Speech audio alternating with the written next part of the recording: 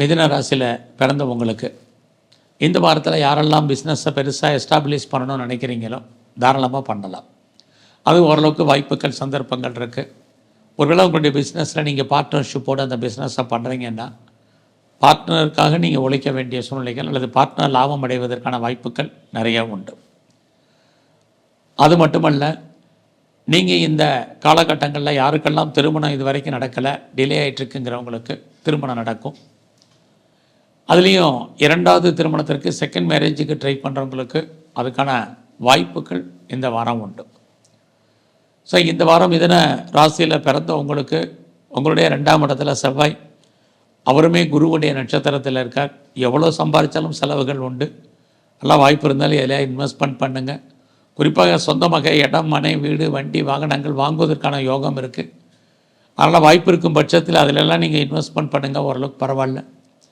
இந்த வாரத்தில் தேவையில்லாத ட்ராவல் அவாய்ட் பண்ணுங்கள். எல்லாமே உங்களுக்கு சக்ஸஸ் ஆகிற மாதிரி இருக்கும். சுமாராக தான் இருக்குது. பிளானிங்கை பெருசாக பண்ணாதீங்க. என்ன லைஃப்பில் ரொட்டீன் லைஃப் என்னவோ அதை மாத்திரம் பார்த்துட்டு வாங்க. இல்லைன்னா நீங்கள் பண்ணக்கூடிய முயற்சிகள் சக்ஸஸ் ஆகல, ஸ்ட்ரகிள் இருக்குது. உங்களுடைய எண்ணங்கள், சிந்தனைகளில் செயலாக்கம் பெறலாம் தடை இருந்துக்கிட்டே இருக்குது. இந்த வாரத்தில் நீங்கள் ஏதாவது ப்ரொடக்ஷன் சைடில் இருக்கீங்க அப்படின்னா உங்களுடைய உற்பத்திக்கு தகுந்த சேல்ஸ் இருக்குது. பட்டு ப்ராஃபிட்டை பொறுத்த வரைக்கும் நார்மல். யாரெல்லாம் மேனுஃபேக்சரிங் லைனில் இருக்கீங்களோ உங்களுக்கெல்லாம் சுமாராகவே இருக்குது. உங்களுடைய குழந்தைகளுக்காக நிறைய செலவு பண்ணுவீங்க. குழந்தைகள் இந்த வாரம் உங்களை விட்டு பிரிஞ்சிருக்க வேண்டிய காலம் அல்லது அவர்களை விட்டு நீங்கள் பிரிஞ்சு போக வேண்டிய காலங்கள் இது அத்தனையும் மிதுன ராசியில் பிறந்த உங்களுக்கு இருந்துக்கிட்டே இருக்குது.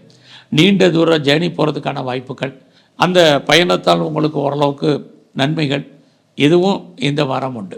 முதல்ல ஜேர்னியில் ப்ராப்ளம் சொன்னேன், அப்போ நீண்ட தூர ஜேர்னின்னு சொல்லியிருக்கேன். கவனித்து கேளுங்க.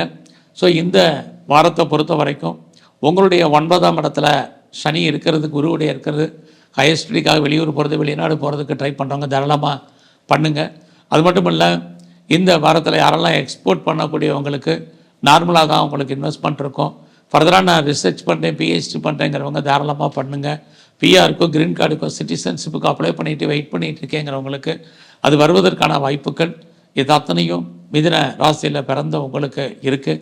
இந்த வாரத்தில் பெருசாக யாருக்கும் கடன் கொடுக்காதீங்க. திரும்ப வருவதற்கான வாய்ப்புகள் இல்லை. வேலை வாய்ப்புகளை பொறுத்த வரைக்கும் இந்த வாரம் பரவாயில்ல. வேலை உண்டு, வருமானம் இருக்குது. வேலையில் எதிர்பார்த்தக்கூடிய ப்ரொமோஷன்ஸ் கிடைக்கல, நிறைய ஸ்ட்ரகிள் இருக்குது. ஸோ இந்த வாரத்தை பொறுத்த வரைக்கும் சிவ வழிபாடும், குறிப்பாக இந்த வாரத்தில் பிரம்மாவையும் தரிசனம் பண்ணுங்கள்.